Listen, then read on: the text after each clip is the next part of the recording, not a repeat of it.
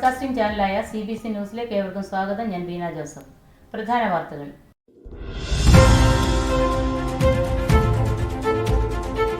എരിഹോവിൽ നിന്ന് യോർദാനിലേക്ക് യാത്ര തിരിച്ച യാത്രക്കാരിൽ ഒരാളെ കാണുവാനില്ല. എത്യോപ്യ രാജ്യയുടെ ധനകാര്യമന്ത്രി ഷണ്ണനെ മുക്കിക്കൊല്ലാൻ ശ്രമിച്ചതായി പരാതി. ഹെവൻലി പാലസിൽ തീവ്രവാദിയുടെ നുഴഞ്ഞുകയറ്റം. 3-ാം നിലയിൽ നിന്ന് താഴെ വീണ യുത്തിക്കോസ് അത്ഭുതകരമായി രക്ഷപ്പെട്ടു. നഗരത്തിൽ കോടാലിയുമായി കറങ്ങുന്ന താടിക്കാരൻ പോലീസ് നിരീക്ഷണത്തിൽ. പ്രസംഗമധ്യേ കുഴിഞ്ഞു വീണ് മരിച്ചതിന്റെ യഥാർത്ഥ കാരണം കണ്ടുപിടിച്ചില്ലെങ്കിൽ സമര പരിപാടികളുമായി രംഗത്ത് വരുമെന്ന് പ്രതിപക്ഷം. വാർത്തകൾ വിശദമായി. എരിഹോവിൽ നിന്ന് യോർദാനിലേക്ക് യാത്ര തിരിച്ച യാത്രക്കാരിൽ ഏലിയാവ് എന്ന ആളെയാണ് കാണാതായത്. കൂടെയുണ്ടായിരുന്ന ഏലിശയുമായി ഞങ്ങളുടെ പ്രതിനിധി നടത്തിയ കൂടിക്കാഴ്ചയിൽ കിട്ടിയ വിവരം ഇപ്രകാരമാണ്. യോർദാൻ നദി കടന്നതിന് ശേഷം വലിയൊരു ചുഴലിക്കാറ്റുണ്ടാകുകയും ആ ചുഴലിക്കാറ്റിൽ ഏലിയാവ് അപ്രത്യക്ഷനാകുകയുമാണ് ഉണ്ടായത്. എന്നാൽ അദ്ദേഹം ഉപയോഗിച്ചിരുന്നൊരു പുതപ്പ് തനിക്ക് ലഭിച്ചതായി പറയുകയുണ്ടായി. 50 പേരടങ്ങുന്ന ഒരു സൈന്യം അവിടെ തിരച്ചിൽ നടത്തിയെങ്കിലും ഒന്നും കണ്ടെത്താനായില്ല.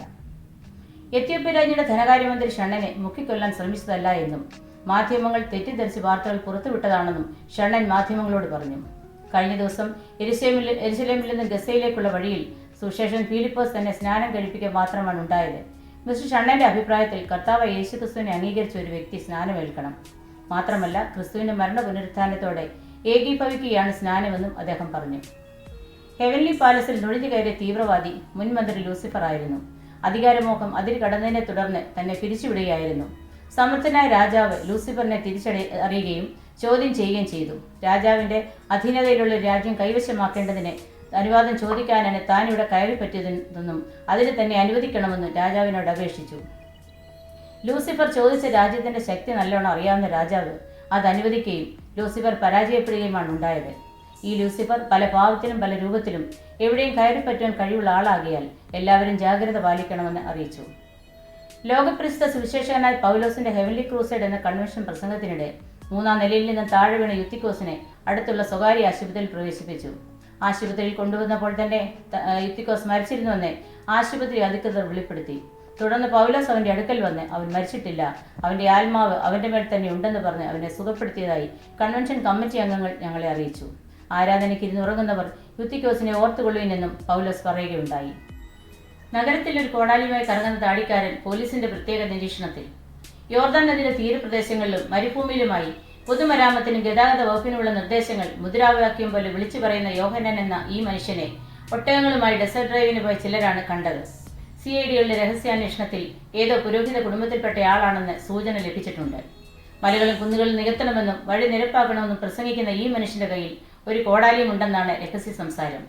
സർക്കാർ വക ദേവദാരുക്കളുടെ തന്നെ ചുവട്ടിൽ കോടാലി കൊണ്ടുവെക്കുമെന്നും താൻ ആവശ്യപ്പെടുന്നു. ഒരുപക്ഷെ മരം വെട്ടി കടത്തുവാൻ പദ്ധതിയുണ്ട് എന്ന ദുസൂചന ആ വാക്കുകളിലുണ്ടോ എന്ന് ഒരു കൂട്ടം സാമ്പത്തിക വിദഗ്ധർ ആശങ്ക പ്രകടിപ്പിച്ചിട്ടുണ്ട്.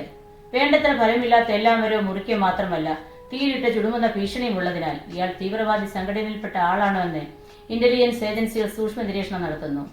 പ്രസംഗാനത്തിനുമുള്ള ജ്ഞാനസ്നാനത്തിലൂടെ ആയിരക്കണക്കിന് ആളുകളെ ഇതിനോടകം തന്റെ മതത്തിൽ ചേർക്കുന്നതും ഏതോ ഒരു നേതാവ് വരുന്നതിനെക്കുറിച്ചുമുള്ള ഇയാളുടെ സംസാരം യോർദാൻ പോലീസ് ആശങ്കയോടെയാണ് വീക്ഷിക്കുന്നത്. വെട്ടുക്കിളിയെ ചാടിപ്പിടിച്ച് തിന്നുന്നതിലും ഈച്ചയുടെ കുത്ത വീണിച്ച് കാട്ടുതേൻ ശേഖരിക്കുന്നതിലും ഈ മനുഷ്യൻ വിദഗ്ധനാണ്. ചെരുപ്പ് ഉപയോഗിക്കാത്ത ഇയാൾ ഇടയ്ക്കിടയ്ക്ക് മറ്റൊരു മനുഷ്യന്റെ ചെരുപ്പിന്റെ വാറഴിച്ചിരിക്കുന്ന കാര്യവും പറയുന്നുണ്ട്. ഗലീല രാജാവും പ്രസിദ്ധ പ്രഭാഷകനുമായ ഹെരോദാവിന്റെ മരണത്തിൽ ആശങ്കകളുണ്ടെന്ന് പ്രതിപക്ഷ നേതാവ് ലൂസിഫർ.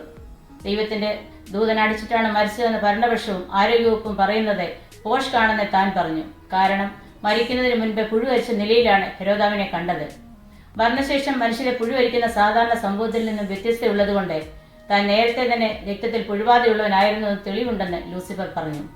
ഹെരോദാവിന്റെ രക്തം പരിശോധിച്ച വിദഗ്ധ ശാസ്ത്രജ്ഞന്മാർ നിഗളത്തിന്റെ കൗണ്ട് 10,000 ഇരട്ടി വർദ്ധിച്ചതിനാൽ പുഴുബാധ ഉണ്ടായി എന്ന് പ്രത്യേകം പറഞ്ഞിട്ടുണ്ട്. ഹൈക്കമാൻഡും ഈ ഉത്തരം ശരിവെച്ചിട്ടുണ്ട്.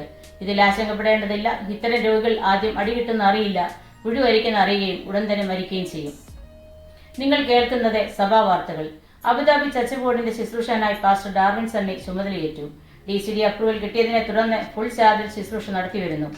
CPM അനുഭാവി കൂടിയായ പാസ്റ്ററുടെ പോളിസി സമദൂരം ബഹുദൂരം എന്നാണ് ഇപ്പോൾ കിട്ടിയത്. അബുദാബി ചർച്ച് ബോർഡിന്റെ YP ആനിവേഴ്സറി മുസ്തഫായിൽ വെച്ച് നടന്നുകൊണ്ടിരിക്കുന്നു. വിവിധവും വ്യത്യസ്തമായ പരിപാടികളാണ് യുവതലമുറ ചെയ്തുകൊണ്ടിരിക്കുന്നത്. വാർത്തകൾ തുടരുന്നു. സ്വർഗീയ യൂണിവേഴ്സിറ്റി പരീക്ഷാഫലം പ്രസിദ്ധപ്പെടുത്തി. അബ്രഹാം വിശ്വാസത്തിൽ ഫസ്റ്റ് റാങ്ക് കരസ്ഥമാക്കി. സഹിഷ്ണുതയിൽ ഇയോബിന് ഫസ്റ്റ് റാങ്ക് ലഭിച്ചു. പരീക്ഷ എഴുതിയ എല്ലാ വിശ്വാസികളും അവരവരുടെ റിസൾട്ട് ഇന്ന് തന്നെ അറിഞ്ഞിരിക്കണമെന്ന് സ്വർഗീയ യൂണിവേഴ്സിറ്റി അറിയിപ്പിൽ പറയുന്നു. കാലാവസ്ഥ. മിസ്രൈമിൽ കൽമഴ ഇടുത്തിയും. കൽമഴയെ തുടർന്ന് ജനങ്ങൾക്ക് പുറത്തിറങ്ങാൻ കഴിയാത്ത അവസ്ഥയാണ്. ഒരുപാട് നാശനഷ്ടങ്ങൾ സംഭവിച്ചതായി പറയപ്പെടുന്നു. എന്നാൽ ഇസ്രയേൽ മക്കൾ പാർത്ത ഗോസൻ ദേശത്ത് കൽമഴ ഇടുത്തിയും ഉണ്ടായതായി റിപ്പോർട്ട് ചെയ്തിട്ടില്ല. ലോകസമുദ്രത്തിൽ മനുഷ്യരെ പിടിക്കുന്നവർക്ക് പ്രതികൂല കാലാവസ്ഥയായിരിക്കും. ഈശാനുമൂലം അടിക്കുവാൻ സാധ്യതയുള്ളതിനാൽ പടകിൽ യാത്ര ചെയ്യുന്നവർ ജാഗരൂകരായിരിക്കണം. കാലാവസ്ഥയിൽ ഗണ്യമായ മാറ്റം പ്രതീക്ഷിക്കുന്നില്ല. സ്പോർട്സ്. ഏറ്റവും നല്ല ഗുസ്തിക്കാരനുള്ള അവാർഡ് യാക്കോബ് സ്വന്തമാക്കിയിരിക്കുന്നു. ഒരു ദൂതനായിരുന്നു എതിർ മത്സരാർത്ഥി. സ്ലിംഗ് ഷോട്ടിൽ ദാവീദിന് വിലക്ക്. ഇസ്രായേലിലെ മികച്ച സ്ലിംഗ് ഷോട്ട് താരമായ ദാവീദിന് ആജീവനാന്ത വിലക്ക്. ഫിലിസ്തീനത്തെ കളിക്കാരനായ ഗോലിയാത്തിനെ കളിക്കിടയിൽ എറിഞ്ഞു വീഴ്ത്തിനെ തുടർന്നാണ് ഈ വിലക്ക് ഏർപ്പെടുത്തിയത്. മുൻവർഷങ്ങളിൽ തങ്ങളെ വെല്ലുവിളിക്കുകയും സഹകളിക്കാരെ ഉപദ്രവിക്കുകയും ചെയ്തതിനെ തുടർന്നാണ് ദാവീദ് കൃത്യം ചെയ്തതെന്ന് സ്പോർട്സ് കമ്മിറ്റി ഞങ്ങളുടെ മാധ്യമങ്ങളോട് റിപ്പോർട്ട് ചെയ്തു. ഗോലിയാത്തിന്റെ ശവസംസ്കാരം ഫിലിസ്തീനത്തിൽ നടക്കും. പ്രധാന വാർത്തകൾ ഒരിക്കൽ കൂടി. എരിക്കോവിൽ നിന്ന് യോർദാനിലേക്ക് യാത്ര തിരിച്ച യാത്രക്കാരിൽ ഒരാളെ കാണുവാനില്ല.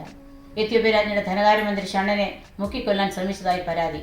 ഹെവൻലി പാലസിൽ തീവ്രവാദിയുടെ നുഴഞ്ഞുകയറ്റം. 3-ാം നിലയിലും താഴെ വീണ യുത്തിക്കോസ് അത്ഭുതകരമായി രക്ഷപ്പെട്ടു. നഗരത്തിൽ കോടാലിയുമായി കറങ്ങുന്ന താടിക്കാരൻ പോലീസ് നിരീക്ഷണത്തിൽ. പ്രസംഗമധ്യേ കുഴിഞ്ഞു വീണ് മരിച്ചതിന്റെ യഥാർത്ഥ കാരണം കണ്ടുപിടിച്ചില്ലെങ്കിൽ സമര പരിപാടികളുമായി രംഗത്ത് വരുമെന്ന് പ്രതിപക്ഷം. ഇതോടെ ഈ വാർത്താ ബുള്ളറ്റിൻ ഇവിടെ അവസാനിക്കുന്നു. നമസ്കാരം.